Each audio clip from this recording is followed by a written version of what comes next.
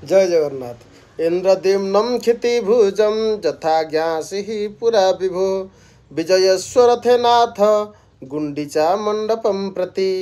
अर्थात राजा इंद्रदुम्न जेपरी आदेश आपण ताको आदेश करथिले जे रथयात्रा अनुष्ठित करिया पई मु सही कार्य करबाकू आरंभ करुछि। कृपा करी आपणकर जय हेउ एवं आपण कृपा करी ए रथ गुंडीचा मंदिर जीवा पई आरूढ़ हुअन्तु एवं रथ को अग्रगति करंतु।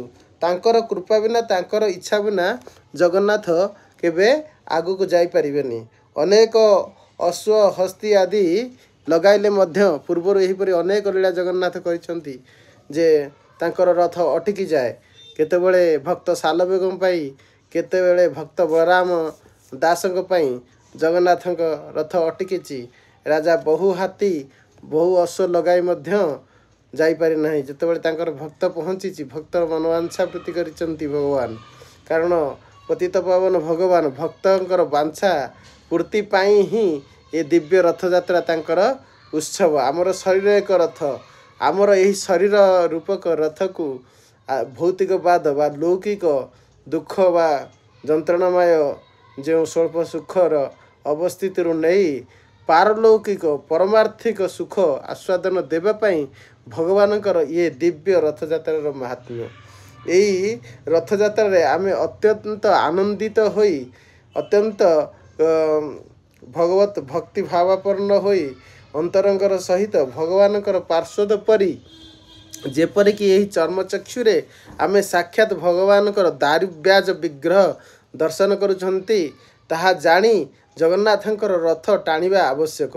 कारण जगन्नाथंकर यही धाम रे अर्धोदय जोग थाए। अर्धोदय जोग कौन?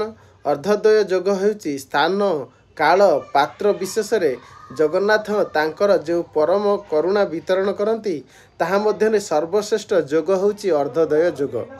जोग पूर्व जेमिति कि आपण जानिथिबे किछि समय पूर्वे प्रयाग रे अमृत जोग आसीथिला जहाँकि आपणकर से केबे केबे नासिक रे पड़े केबे केबे प्रयाग रे पड़े सेहीपरि ताकु सब जोग कह जाए। भगवानकर यही जोग शक्ति पुरी रे सर्वदा विद्यमान। अर्धोदय जोग सर्वोत्तम जोग। पूर्व कल्परे अर्धोदय जोग आसला ए कल्परे आसीनी। एवं परम धाम तीन तत्व एठी मिश्रित अच्छी परम धाम अर्धोदय जोग एवं दारुव्याज ब्रह्म। ये गुंडीचा यात्रा यह 16 गुण रे अधिक मिले।